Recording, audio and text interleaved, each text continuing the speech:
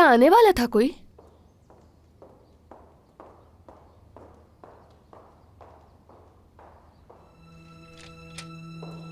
करीम साहब,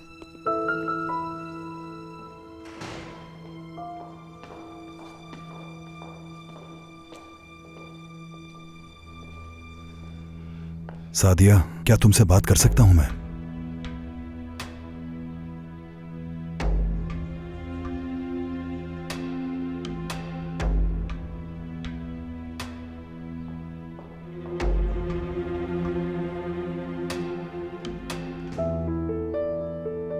वो कह रहे थे कि घर के पुराने मुलाजमीन को निकालकर नहीं रखेंगे।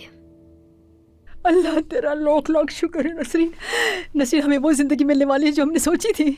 अल्लाह तेरा लाख लाख शुक्र है मेरी बेटी। ओह, माफ करना मेरी बेटी।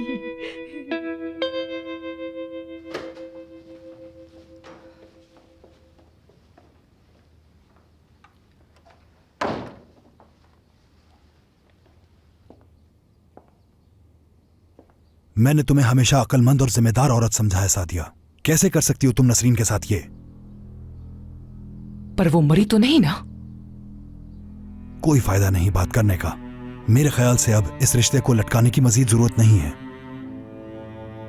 एक ही हियरिंग में तलाक हो जाएगी और तुम सुकून की जिंदगी गुजार सकोगी।